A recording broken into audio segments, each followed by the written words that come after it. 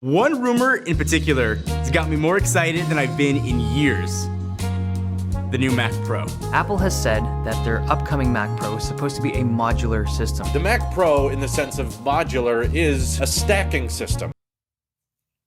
Yeah, but can we not though? Okay, we know that there's a new Mac Pro coming this year. Or at least, we think we know. You see, in April of 2017, Apple invited a select number of journalists into a presumably whitewashed minimalist room, and Phil Schiller, the guy that Steve Jobs forced to be an untrained stuntman that one time?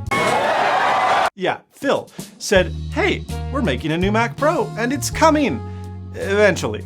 The thing is, it's been 2 years since then, and while the dilapidated 2013 Mac Pro continues to be sold by Apple today, which is mind-boggling, the new iMac Pro has really stepped in as the new flagship Mac, and it's powerful, but it's not all that real pros are necessarily looking for.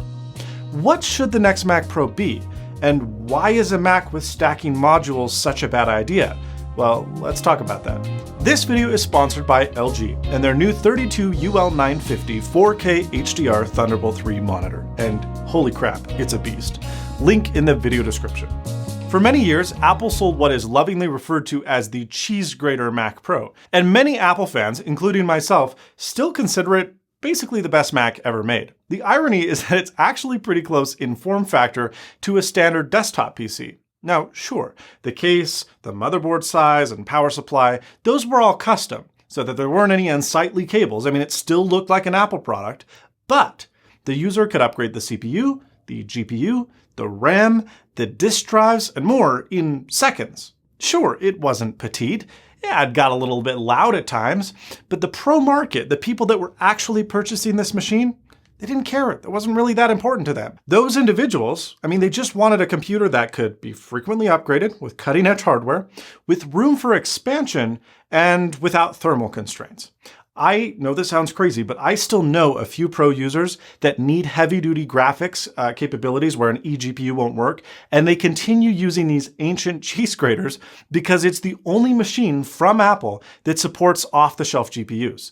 That's because in 2013, Apple replaced the cheese grater's decade-old design with this. Can't innovate anymore, my ass. Sarcasm aside, to give Apple some credit, the 2013 Mac Pro, it was an engineering feat. Its tiny size was praised by reviewers, thanks to its very unique thermal core design that acted as a massive heatsink for the CPU and the dual GPUs, with just one singular blower fan that exhausted the hot air out of the top of the computer. Now, there were problems with this design, however. Apple intended for the OpenCL framework to really lean into those dual GPUs, but that never really materialized, and Apple's own Craig Federighi admitted this failure. Worse yet, the underutilized GPUs ran too hot, and they suffered from extraordinarily high failure rates. That's a no-no in a professional environment. Furthermore, save for the RAM, all upgradability was stripped, with the intention of Thunderbolt 2 paving the way for accessories. However, there was only a very limited selection of extremely expensive Thunderbolt 2 devices that ever materialized. I actually did a video a few years ago upgrading the CPU and the RAM with a Thunderbolt 2 eGPU. It worked, but it was a very cobbled together system. The trash can's cooling system was just, it was designed for multi-GPUs in a world that decided that one GPU was really the way to go. And that ended up being a major bottleneck that prevented any meaningful refreshes without an entire redesign, which Apple admitted that they procrastinated for years. But fear not! The new Mac Pro is finally upon us. Or maybe we should fear, because these rumors of a new modular system, where you buy the base computer in a little box and then you buy other accessories or components and stack those on top, that worries me immensely for a number of reasons. The most obvious being that Apple doesn't really care about the Mac all that much, and they really don't care about their Pro Macs. If they go with this highly proprietary system where only they control the upgrades, I can totally see them building this platform where we get maybe one generation of very expensive, overpriced GPU upgrades, and then that's it. It's the 2013 Mac Pro all over again. I can also imagine a scenario where there are extraordinary thermal limitations. Apple's already got issues with this. And if they're jamming all of these high-power components in their own little boxes with tiny little fans, it's going to be an issue. And power. I mean, is power and data carried through some proprietary connector, or does each component have its own power supply and then connect to the main base unit over Thunderbolt? This system just seems unnecessarily complex. You know what works really good for pros? A freaking normal computer. You know, the ones that have been tried and true and used by professionals since forever. Don't try and reinvent the wheel. Not for your pros. And if you're thinking, well, I'm a pro and I don't care about upgradability or custom configuration, I would suggest that there's already a very powerful Mac for you. It's the iMac Pro. Just buy that. Look, ARM-based Macs with custom Apple silicon, they are coming. That is a fact. And I think they're actually coming pretty soon. And we'll talk about that in a future video because I think it's super exciting, but it's also pretty complex. But this just might be the last Intel x86 Mac Pro redesign, the end of an era. And Apple should go out with a bang. A no frills, no nonsense, balls to the wall machine that just screams power. Now, am I saying that Apple should just take a bunch of new fancy hardware and jam it into an old Mac Pro cheese grater chassis? No, of course not. Nowadays, using off-the-shelf PC components, you can build a really powerful system into about the size of a game console. For example, this is a mini-ITX motherboard. It's a couple years old now, but it supports Intel's massive LGA 2011 socket in a really tiny footprint. I can install an all-in-one liquid cooler with a small but respectable 120mm radiator, although it'd be pretty well fine with just a standard air cooler. I've also got a tiny but powerful small form factor power supply that can provide juice to our motherboard and of course our GPU, which if we're liquid cooling the CPU, it needs to be a small form factor card.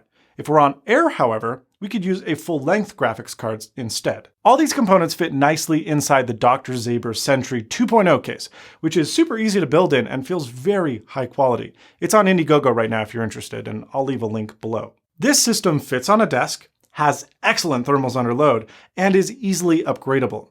And this isn't even the smallest system out there. I mean, just look at the Corsair One.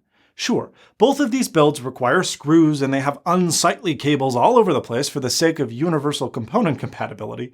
And I mean, no, this doesn't look like anything that would get approved for launch by Sir Jonathan Ive. But if Apple applied the same design methodology from the cheese grater, just smaller, I think they could have one of the most powerful and beautiful high-performance desktops on the market.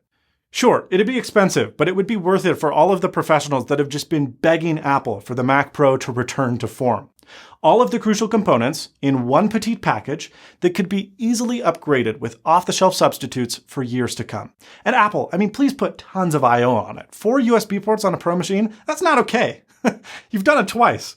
And don't stop at USB. I'm talking support for 10 gig Ethernet, heck, why not 20 gig, and of course, Thunderbolt 3. Because Thunderbolt 3 makes the LG32UL950, today's sponsor, super cool. Not only does the Thunderbolt 3 cable output data to the monitor, but it also powers your laptop and can even be daisy-chained to multiple Thunderbolt 3 devices, like another monitor. One cable, many possibilities. The monitor itself is built of sturdy and attractive materials with a bevy of I/O, like a USB hub, as well as DisplayPort and HDMI. Oh yeah, and the screen. It's gorgeous. The FreeSync-capable Ultra HD 4K Nano IPS display is sharp and color accurate with a 98% Dci P3 coverage. And with HDR 600 certification, it gets crazy bright with tons of dynamic range. It's a monitor designed for Mac if such a thing ever existed. The price is right, and I think you'll really like it if you pick one up using my link in the video description below. Well, folks, that's all from me. What do you want to see from the next Mac Pro? Do you like what I've proposed? Do you think it's dumb? Leave a comment below, but most importantly, get subscribed for more awesome tech videos like these. Thank you so much for watching, and as always, stay snazzy.